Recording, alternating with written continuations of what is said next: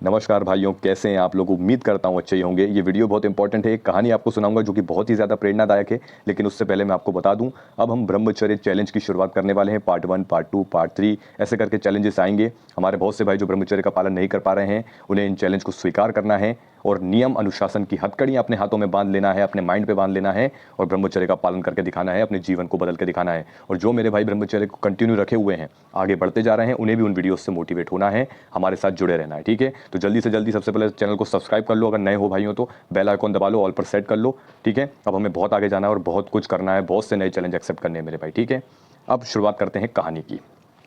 ये कहानी है शिवा नाम के एक लड़के की। एक गांव जिसमें सबसे निर्धन जो था परिवार, वो शिवा का था। शिवा बहुत ही ज़्यादा गरीब घर से था, माँ बाप और शिवा। अब शिवा का जो परिवार था सब्जी बेचकर जीवन यापन करता था। मुश्किल से एक टाइम की रोटी का वो जो है कर पाते थे, इंतज़ाम कर पाते थे। और वहाँ पे जो गांव में दूसरे लोग थे काफ़ी सक्षम थे। कोई सेठ था, कोई सुनार था, कोई व्यापारी था। तो ये काफ़ी अच्छे थे, भगवान की इन पर सब पर कृपा थी। तो ये लोग क्या है, उस गरीब का, शिवा का और शिवा के परिवार का मजाक बनाते थे कि शिवा का परिवार तो हमारे गांव के लिए कलंक है। सब यहाँ पर अच्छे हैं, सबके ऊपर लक्ष्मी की कृपा है, लेकिन शिवा का परिवार, ये गरीब लोग, जब देखो जब बस इधर उधर कलंक फैलाते रहते हैं, गंदगी फैलाते रहते हैं। तो चिड़ मचती थी इन लोगों को शिवा के परिवार से, जबकि वो निर्धन गरीब लोग थे, इसलिए चिढ़ते थे। लेकिन शिवा जो था वो महादेव का भक्त था और साथ ही साथ ब्रह्मचर्य का पालन कर रहा था। अब वीडियो को ज़रा ध्यान से सुनिएगा। ठीक है, कई बार गांव वालों ने प्रयत्न किया कि शिवा और उसके परिवार को इस गांव से निकाल फेंके, लेकिन कोई भी सफल नहीं हो पाया। वजह यह थी कि शिवा काफ़ी गठीले बदन का मालिक था। शिवा में बहुत ही ज़्यादा शक्ति थी, वो अकेले 10 से निपटने की क्षमता रखता था। ठीक है, लेकिन होता क्या था, शिवा को काफ़ी लेकिन गालियों का सामना करना पड़ता था। लेकिन शिवा कभी भी किसी से हाथापाई नहीं करता था, न किसी को उल्टा जवाब देता था। मेरी बात को ध्यान से समझना। ठीक, जो गांव वाले थे, जो अच्छे खासे परिवार से थे, वो शिवा के परिवार को परेशान करते थे, लेकिन शिवा कभी भी उनको उल्टा जवाब नहीं देता था। ना शिवा मतलब किसी प्रकार की हाथापाई करता था। ठीक है, क्योंकि गांव वाले भी जानते थे कि शिवा मजबूत शरीर का मालिक है। ठीक है, तो कोई भी उनको गांव गांव से इस तरीके बाहर तो नहीं निकाल पाया। लेकिन अब हुआ क्या, एक बार की बात है, जब उसको शिवा को कई बार ऐसे ताने मतलब ऐसे मिलते थे कि तू भी अपने बाप की तरह सब्जियां बेचेगा और मतलब तू ये ब्रह्मचर्य का पालन करके क्या पालेगा, किस तरह का, मतलब उसको ताने मिलते थे जब भी वो ऐसे आता जाता था, सब्जियां बेचता था। ठीक है, तो बेचारा कहीं भी आ रहा जा रहा है तो उसको मतलब इस तरह के ताने मारना कि तू भी अपने बाप की तरह सब्जियां ही बेचेगा, ब्रह्मचर्य पालन करके क्या पालेगा तू। तो इस तरीके के उसको बातें सुनाई जाती थी। अब जो है, एक बार की बात है, वहीं के एक राजा थे जिन्होंने मतलब अपनी पुत्री के लिए एक नेक वर की तलाश थी, जो कि एक अच्छा हो, नेक हो, ज़्यादा भले ही अमीर ना हो लेकिन नेक हो।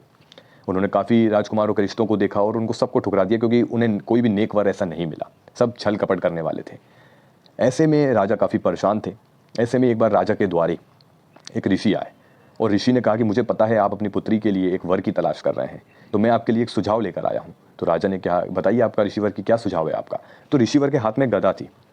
तो उसने कहा कि इस एक स्वयंवर का आयोजन कीजिए और इस गधे को जो भी उठा लेगा, जो भी गधे को उठाकर अपने कंधे पर तान देगा, तो उसके साथ आप अपनी पुत्री का विवाह कर देना।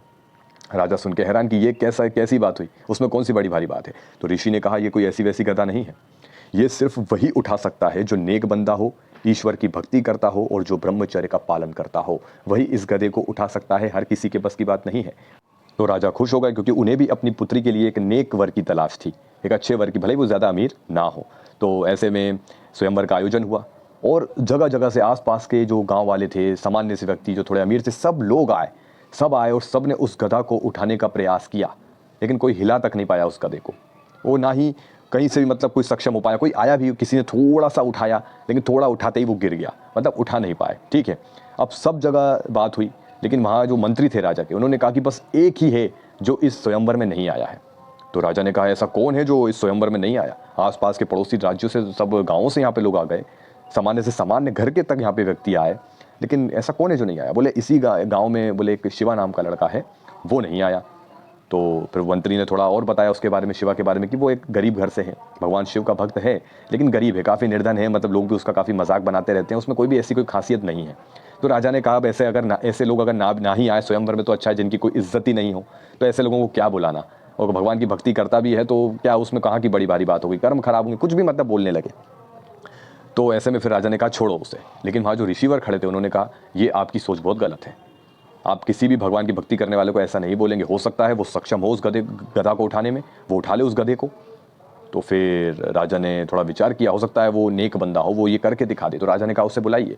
शिवा जो है अपनी ही मस्ती में मगन था, उसे कोई परवाह नहीं थी आजू बाजू क्या हो रहा है क्या नहीं हो रहा है, लोग उसके बारे में क्या कह रहे हैं क्या नहीं कह रहे हैं। वो बस ओम नमः शिवाय मंत्र का जाप करता, ब्रह्मचर्य का पालन करता। उसे कोई मतलब नहीं कहाँ क्या स्वयंवर हो रहा है कि मैं भी जाऊँ, मैं भी अपना बल दिखाऊँ, नहीं।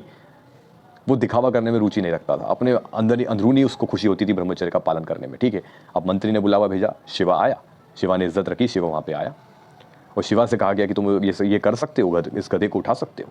तो शिवा आया, भगवान शिव का नाम लिया और एक ही बार में उसने उस गधा को उठा के अपने कंधे पर तान दिया। वहाँ पर जितने भी लोग, जैसे शिवा ने जब वो महल में एंट्री करी थी ना, सब उसका मजाक बना रहे थे, अरे ये आ गया, लो भैया सब्जी बेचने वाले की औलाद आ गई, अब ये क्या कर लेगा, ये ब्रह्मचारी क्या कर लेगा, यहाँ भी अपना मजाक बनाने आ गया, राजा को तो इसका सर कलम कर देना चाहिए, इस तरीके की बातें।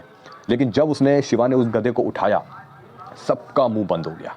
जो भी उसका मजाक बनाते थे, उसको बुरा भला बोलते थे, बहुत उसकी मतलब कहते हैं ना छेड़खानी करना। आज के समय में भी ऐसे बहुत सारे लोग मिल जाएंगे, कोई अच्छा व्यक्ति होगा, दिल का नेक होगा, अपने काम से काम रखने वाला मतलब होगा, मतलब सिर्फ अपने काम से काम रखता है आदमी, उसको किसी से कोई मतलब नहीं। लेकिन कुछ लोग ऐसे मिल जाएंगे जो उंगली करते हैं, जो परेशान करते हैं जानबूझकर किसी को, और सामने वाला कोई उत्तर नहीं देता, वो अपनी मस्ती में मग्न रहता है कि बोलने दो, भौंकने दो, हाथी चले बाजार, कुत्ते भौंके हजार, है कि नहीं।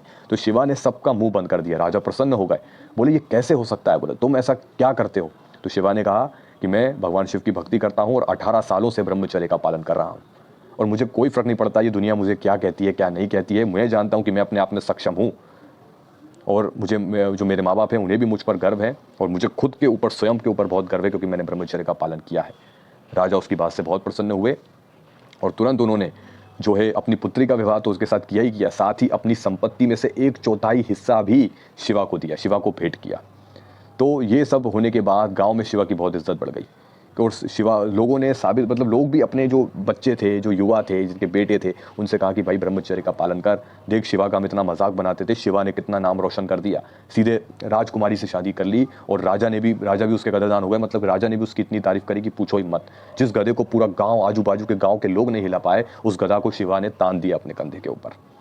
तो ये शक्ति है ब्रह्मचर्य की। देखो मेरे भाई, जब आप भी ब्रह्मचर्य जब पालन करते हो तो बहुत से ऐसे आपके शायद मित्रगण होंगे, बहुत से ऐसे लोग होंगे जो आपको परेशान करेंगे, आपका मजाक बनाएंगे, आपकी उंगली करने की कोशिश करेंगे, आपको मतलब किसी भी तरह की परेशानी दे सकते हैं, वो कोई भी हो सकता है, चाहे आपके घर से कोई हो या कोई भी। लेकिन आपको ब्रह्मचर्य का पालन करते हुए अंदरूनी खुशी को महसूस करना है, अपने आप को सक्षम बनाना है, दिखावे से दूर रहना है, अपने आप को साबित करना है मेरे भाई, ठीक है ना। तो ये कहानी कैसी लगी आपको नीचे कमेंट में बताइएगा। बाकी मिलते हैं अगले वीडियो में, धन्यवाद।